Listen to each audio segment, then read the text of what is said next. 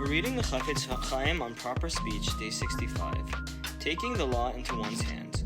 We have seen that it is permissible for a based-in rabbinical court to use certain forms of social pressure to persuade an individual to abide by its rulings. However, it is forbidden to use social pressure in order to bypass the court process and force the thief to return what he stole. It is wrong to cause the community to take a stand in a monetary issue on the basis of an individual's word alone. Only through the ruling of the based-in may the community take a stand.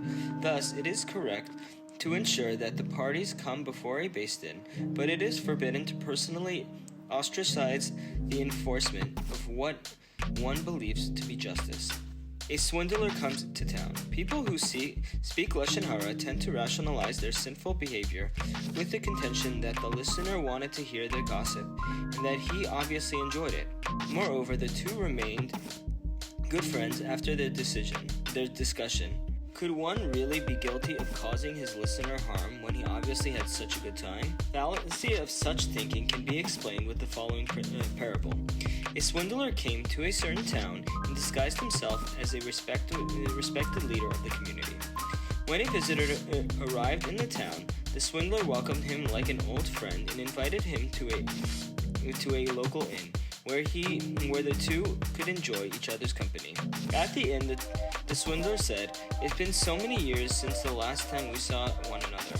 My joy is indescribable. This calls for a celebration.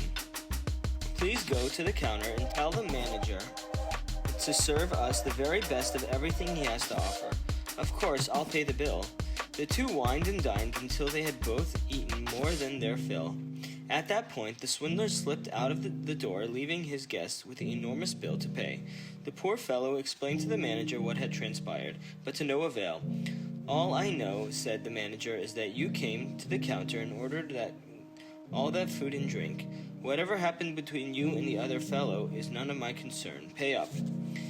One who listens to Lashon Hara is like the visitor in the parable. The listener is happy, has no enmity towards the speaker, who seems to be entertaining him free of charge. The listener sees the speaker as his dear confidant, who tells him private information that he might not divulge to others. But all this is only in this world. While the shop is open, the merchant extends credit. In the next world, however, where the ledger is open and the collectors make their rounds, one will have to stand judgment for having listened to and accepted forbidden speech.